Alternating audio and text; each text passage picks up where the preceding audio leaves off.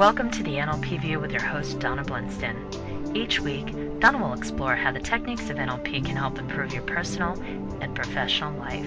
And now, here's your host, Donna Blinston. Hello everyone, and welcome to the NLP View. My name is Donna Blinston. On today's show, I am joined by the inspiring Art Giser, founder and developer of energetic NLP. Neuro-Linguistic programming, NLP, is the integration of several disciplines, including neurology, psychology, linguistics, cybernetics, and systems theories, providing individuals with a set of insights and skills with which they can actively use their minds, emotions, and bodies to run their lives more successfully. Energetic NLP has wonderful processes for helping you to enhance your health, vitality, and ability to heal, combined in the best of NLP, transformational work, energy healing, and intuition development. Energetic NLP is a system of simple tools and techniques that allow you to clear and develop your energy field to promote personal development on all levels. Energetic NLP was started in 1985 by Art Giser. Over the last 25 years, Art has continued to develop energetic NLP into the wonderful field that it is today. So I'd like to welcome to the show Art Giser. Hello, Art. Hi, Donna. It's a real pleasure to be here. Oh, thank you. The pleasure is all mine. How are you? I'm very good. It's a beautiful spring day here in California, so I'm enjoying it. Yes. It's been nice here today, you know. Well, I guess to start with, really, I want to thank you for joining me and our listeners today.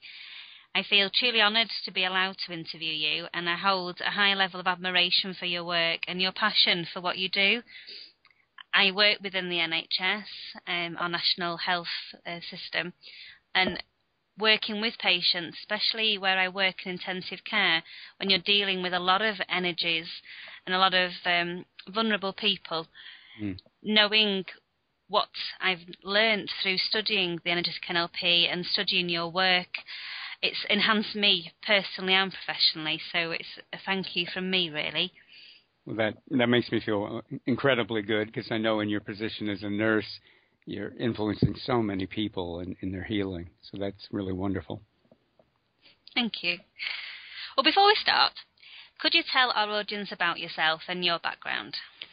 I was always I was interested when I was a young child in ESP and psychic things and intuition development and dreams, but I was really, really interested in science and wanted to be a scientist when I grew up, and my father was one of the early people in computers, so I was really highly developing my logical mind all of the time, and I was intrigued by this whole other aspect of life, but I hadn't really done anything with it.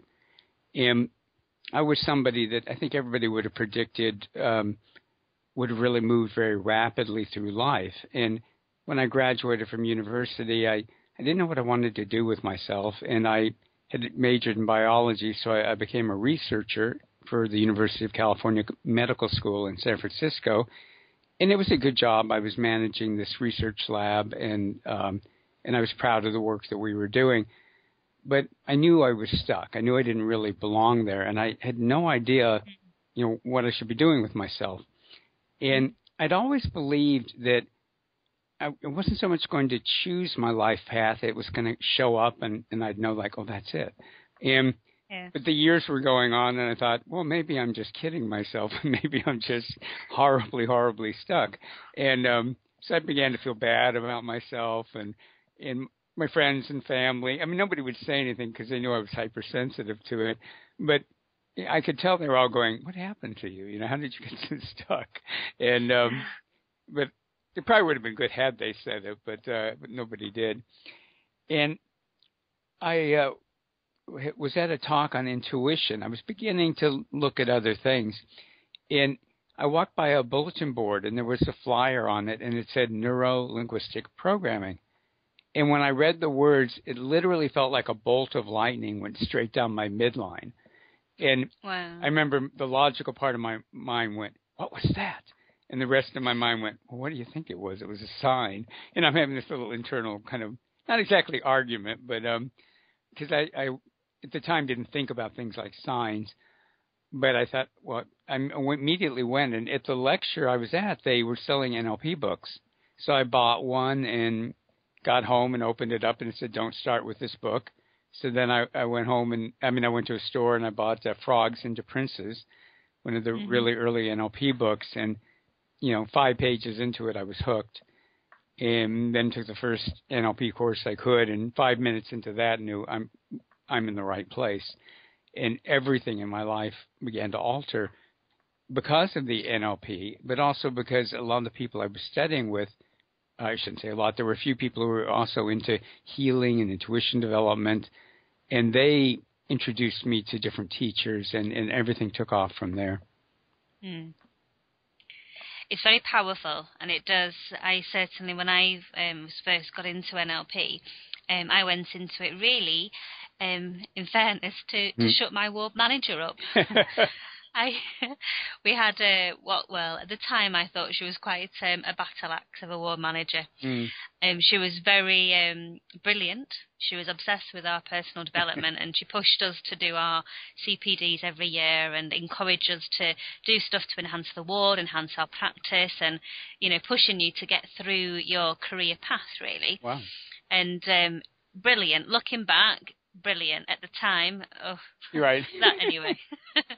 So I read this little article in the Nursing Standard that said 4-day NLP diploma, and with that it covered all 6 of our key skills framework, which in nursing is communication, leadership, management, mentoring, working with other people, and such like.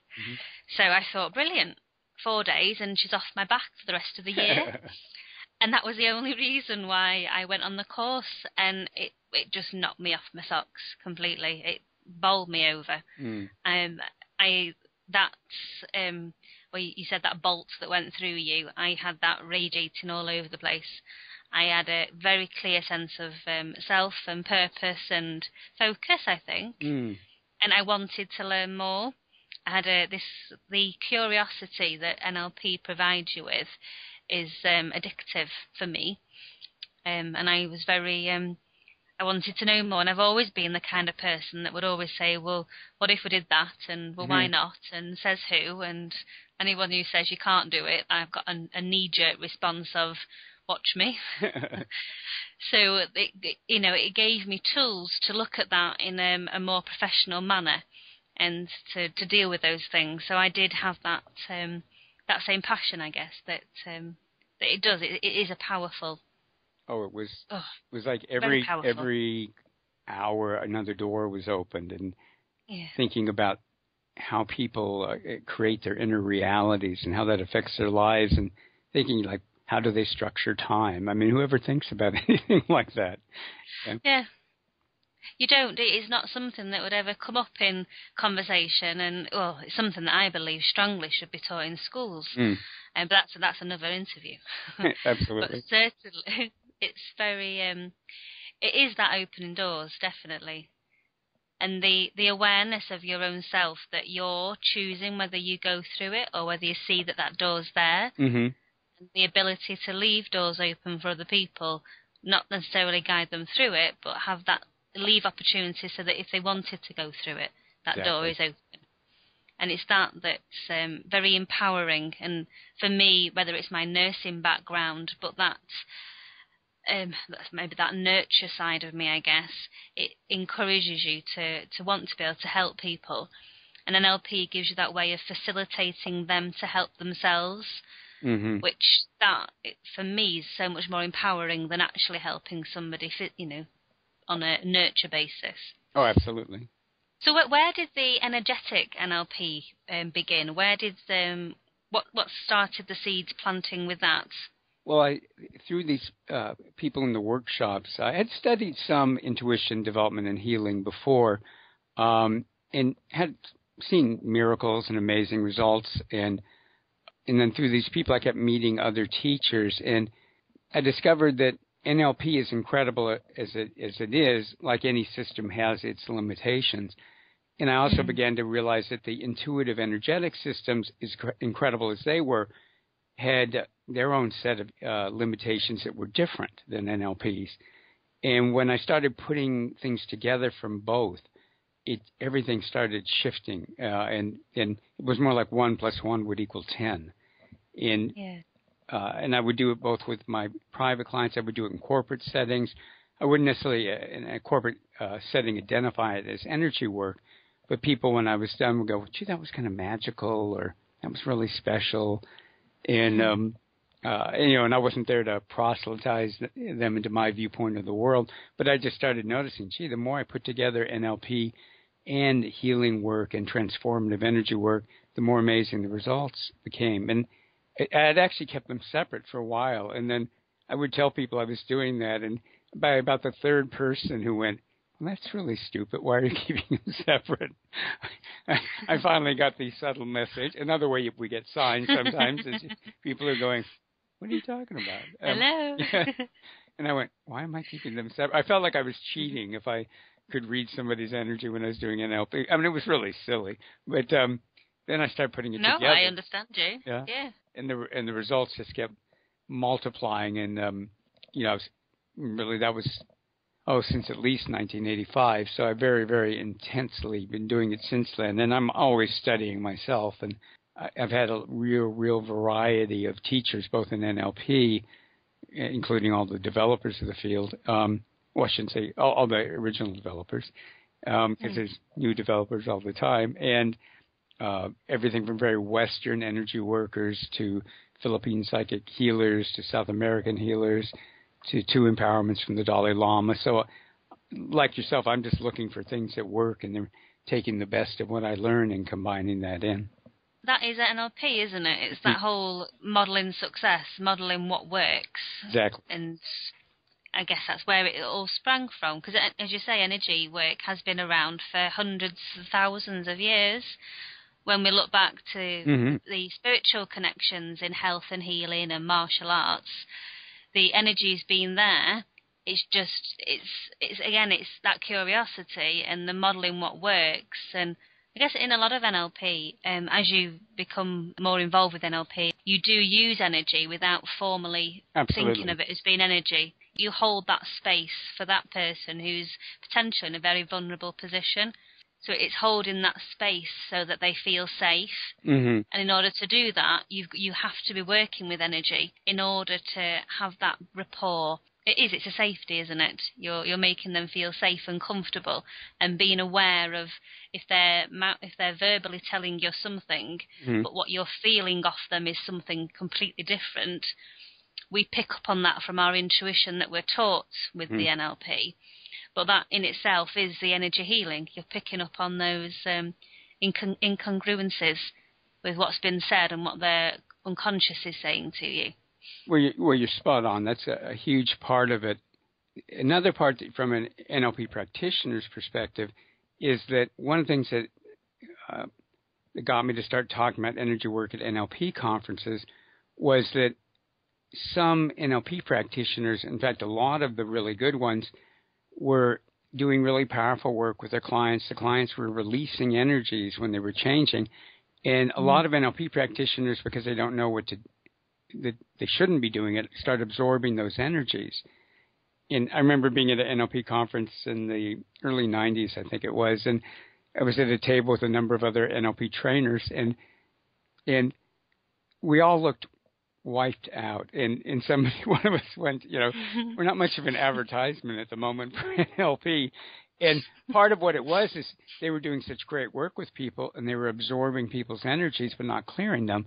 So their clients were getting better, but they were having bigger and bigger problems. Now, some people just naturally know how to clear their energy, but for most of us, it's not only really important for helping our clients, but really important for keeping the caregiver, the helpers, in good shape. It is, and that's one thing from a healthcare nurse perspective. We spend a lot of time with the nurses and with families, the carers of relatives, encouraging them to look after themselves. So why aren't we applying that when we're doing deeper work? Exactly. In the same way, again, it's mapping it across, isn't it? And it's often done in one field without the conscious thought of it being completely appropriate in another. Well, most people don't, even if they know that there is such a thing as energy, they just don't know they should be doing anything around it. And yeah. I got myself in very serious trouble. I was doing fabulous work with people, and they were changing right and left, and I was going down the toilet. And luckily, 3 different psychics separately all said, pointed out to me that what was going on, and when they clear my energy, I'd feel better. But what they didn't know to do, and what a lot of people in energy work don't know to do, is a lot of them are really fantastic at clearing energy, but they don't know to look for what was keeping the energy in your space, what was the belief or the program. And unless you clear that, you're liable to just start picking up the same kind of energies from somebody else. Where if you clear what in you caused you to hold on to these energies, because everybody's the king or queen of their own energy space. So if there's energy stuck in your space, it's because you're holding on to it for reasons that are outside your consciousness. So in energetic NLP, we always are looking at, okay, what's the deep belief or programming that's causing the person to hold on to the energy? When that gets cleared, not only does the energy release, but they're not going to bring it back. Is that in the same way as your perception is projection? So what it is you see in somebody else that you don't like, it's not that you don't like it in them, it's because it's representing something in you that you don't like. I would say it's related. It's a similar. I wouldn't say it's exactly the same, but it's the same. It's operating off of the same principle that there's something in us. So, and the more I think about it, it's pretty darn similar. You're right. It surprised me as I've been learning about you and your work and energy. I didn't realise quite how much energy we exchange, and that we never actually stop exchanging energy and absorbing it from other people. And we do that from, whether we're talking about X. If you're talking about X, you're providing, in effect, X energy. Mm-hmm. And it was a quote of yours around energy follows thought. And that made me think a lot of how much time we spend thinking about something. Mm-hmm. Which I guess for me it links very much, I'm quite passionate around, if you need to be in an emotion for whatever reason, it's fine to be in that emotion for there and then. And at what point do you say, okay, I've had enough of being the result of that behaviour. I'm sick of being at the effect of that. When am I going to get back in course and start taking responsibility? So it's around how long you're going to allow that to affect you, which I guess is my long way round of saying how I didn't appreciate quite how much energy we waste on thinking about things and worrying about things that are outside of our control. Mm-hmm. But again, that's that spent energy that we're just losing. It's just draining away. It's draining away, and meanwhile we're absorbing other people's energy, which will always stay their energy. And on the subject of emotions, any emotional state that you or one of the listeners has that they have a lot of trouble, they're not happy with how they handle it. And if they've done any work on it at all but it doesn't get better, it's probably because it's not their energy. We absorb emotional energies starting at least in the womb. When we're in the womb, we're trying to heal the giants because we love them, and also because we're aware, not on a conscious level, but on an inner level, we're aware that our existence is dependent on the health of the giants. And so we start absorbing energies of our parents in order to help our parents cope with life. And then what happens, let's say one of your parents was really anxious, then, 20, 30, 40 years later, a person's going, I don't know, I've been really anxious my whole life. I don't know why. And, and maybe I've been to therapy, but it helps a little, but it didn't really take care of it. And it's because it's not your energy. And in energetic NLP, we then drain off the parent's energy and work at what was causing the person to still hold on to it. And it doesn't mean then that the person would never feel anxiety, but they'd feel genuine anxiety. And people can handle their genuine emotions. What we can't handle is we attract all these emotional energy from other people, and because it's not ours. And by the way, I think that's what causes a lot of road rage, because people are driving up and down the highways being frustrated and angry. I'm not all the time, of course, but there's often a lot of that, and that energy it stays there on the highway. And so then if you do start getting frustrated or angry, for some people it opens a portal and like, boom, they get by a tidal wave of everybody's frustration and anger, and they can get completely out of control. Which I guess that's where they say that people transform when they get behind a wheel. Mm-hmm. Yeah, occasionally for the better. They do. Well, yes. One of the questions that I got via Facebook, I got several times actually, was around are there such thing as energy vampires, and whether energy vampires are real. Mm-hmm. And I guess, well, my perspective is no, but that perspective is because of my beliefs around whether you're at cause and in control of your life, or you're at the effect and the result of somebody else's, which links back to my thing around how long am I going to spend being upset about something. Mm-hmm. So my model of the world, I always believe it's not them. I'm allowing them to drain my energy, and so that's where I come from. But what are your thoughts around this mention around energy vampires? I agree exactly with what you're saying. From when people, most people have a lack of knowledge about energy, so their experience is that somebody's pulling their energy off, and I want to validate that's what it feels like to them. But when you become aware of energy, you realize nobody has the power to grab your energy and hold on to it unless there's some belief or programming in your space that's allowing them to do it. Now, we're complex beings, and there's often something to, like maybe somebody's a very caring person, and so somebody can pull their energy and take it off and keep it because the person thinks, oh, I'm supposed to take care of everybody else. And certainly a lot of women have that programming, and some men too. What we do in energetic NLP, though, is if somebody's pulling my energy away from me, then I go, oh, well, thank you very much for pointing that out. And then I use energetic NLP techniques to find what's the belief or the programming that's allowing them to do that. I heal that, change that, and then bring my energy back. So it becomes a gift. Some people are pointing out the kinds of beliefs and programs that when I clear them, my life will get better. So again, to sum up for people, if you start treating people like energy vampires, what you're telling your mind is they're more powerful than I am. They have this mysterious ability to suck my energy. And instead, if you just go, okay, what in me, what in my space is, and it's not a blame thing, what in me is allowing that to happen, and then you start healing and clearing that and getting clear in your mind that it's my energy and it'll come back because I tell it to come back. It's like a very well-trained dog. If you go, okay, here, boy, boom, and it comes back. It comes back. Which I guess links into a lot of what we see as energy complaints within healthcare around our chronic fatigue and ME and the SAD seasonal disorder.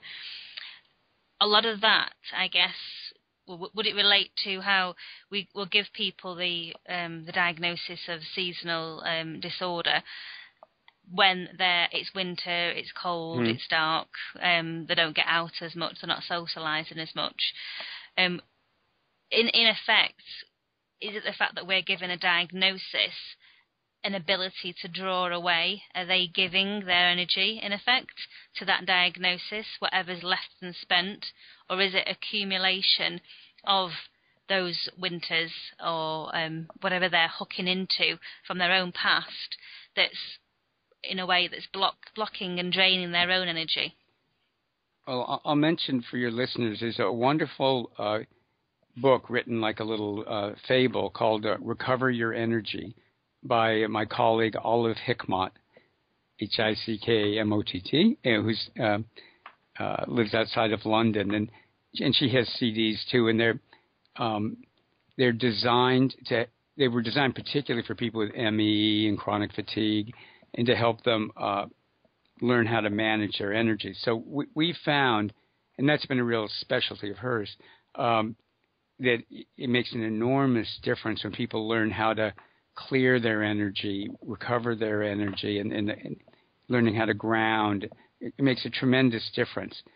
So those kind of energy conditions, it does very much have to do with people who are letting their energy be pulled off. And with any medical condition, with the best of intentions, doctors, nurses, hospitals are programming us, mostly, some consciously, some unconsciously.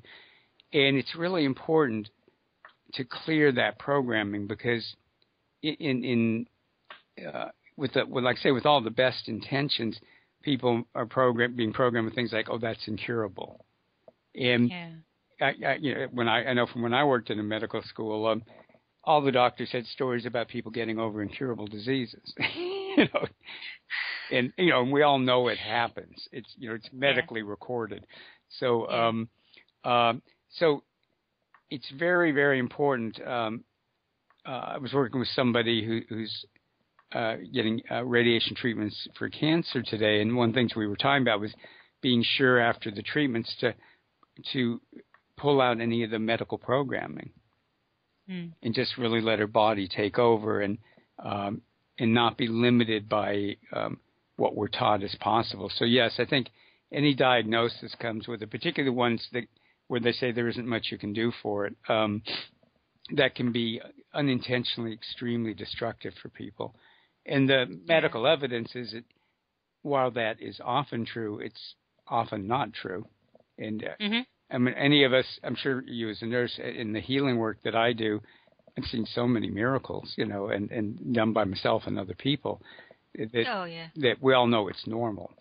Yeah, it is, and it's a constant battle, I suppose, around, yes, it might be that the person might not walk again after an op or after an incident, but it's that might, and it's what emphasis you place and where you place it on that sentence.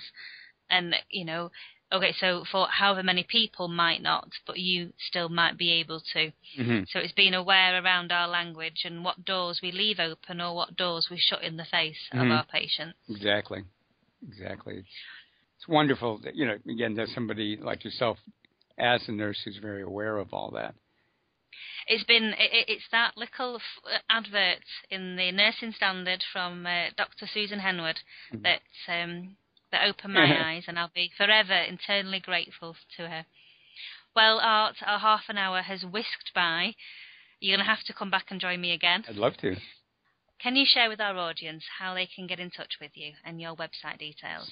My website is www.energeticnlp.com, which is energeticnlp.com. Or if they just put in ENLP7.com, that will also get them there. And if people sign up on my site, there are free audios and videos where I take people through different energetic NLP techniques. They can also, if they search for me on YouTube, and my name is Art, A-R-T, and then Giser, G-I-S-E-R. They search on YouTube, they'll find a number of videos either put up by myself or by my sponsors in the UK, Solar Events. Well, Art, a huge thank you from me personally and also from our listeners for joining me today on the NLP View. And thank you to all of our audience for tuning in today. If you'd like to learn more about NLP, then tune in each week and also visit my website, www.donnablinston.com, where you'll be able to pick up a copy of my best-selling book, Psychobabble, a straightforward plain-ish guide to the benefits of NLP. Also visit theorganicview.com and sign up for our newsletter, which will keep you updated with the up-and-coming shows, guests and online workshops. In the next live workshop, we will discuss how NLP can be used to improve your relationships, both personally and professionally, learning NLP techniques that will enable you to see events and problems from multiple perspectives and find out what is really important to you in a relationship. And once again, Art, thank you ever so much for joining me today. Oh, it was an incredible pleasure, Donna. I so appreciate what you're doing with your interview show. Thank you. Bye-bye. Bye.